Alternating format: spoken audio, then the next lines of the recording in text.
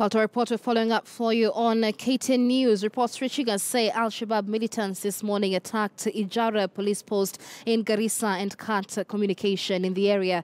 The Shabaabs are said to have set the police post on fire before escaping with a police land cruiser. Unconfirmed reports say police officers were injured in the attack, but authorities are yet to confirm the attack. A Safaricom mast was also vandalized, making mobile phone communication in the area impossible. The attack, which happened last night, has left no casualties so far. More details will be coming to you right here on KTN News. But for now, let's bring in Hamza Yusuf joining us live by way of phone. Hamza, as of this morning, no casualties had been reported. Do you have any update on that? Well, Michelle, there's conflicting information as far as these details are concerned, but we are yet to get full information or update from the government officials, especially the regional coordinator, Ambassador Mohammed Saleh, and also his team, who have already departed their officers on the ground. But according to the information that is reaching us is that the attack happened at around 2 a.m. today in Ijara constituency, which borders Kenya and Somalia.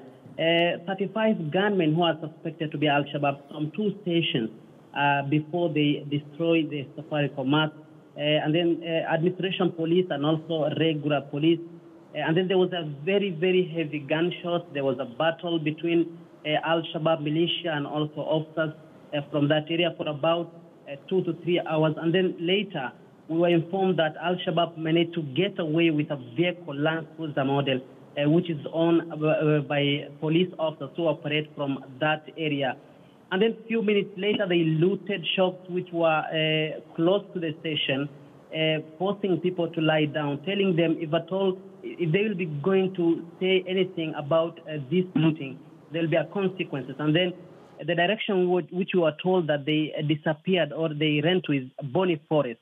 And remember, Michelle, Bonny Forest has been a safe haven for Al-Shabaab for quite some time. So it's a scanty and quite sketchy information, but we are still yet to confirm this report because there's no communication from that area. We are still talking to our sources and also government officials so that we get full updates. All right. Well, it is an attack, Hamza, that has seen quite a massive security operation. Kenyan police from the Kenyan border, Somali police from the Somali border currently engaged in a security operation. Was there a threat before this incident? Yes, Michelle.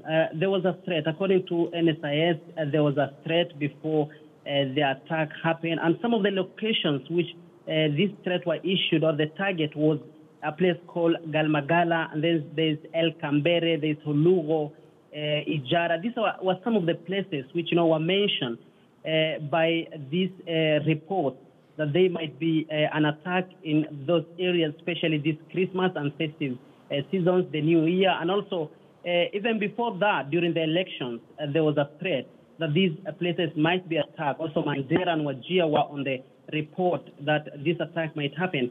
Remember, these places border Somalia. And you remember, Michelle, 1 year ago, there was an attack in Kulbio, a KDF camp in Somalia. Right. And the suspicion is very high that this might be the same group who attacked that camp. So it's also very important to know that the government officials are suspecting some locals, sympathize with Al-Shabaab.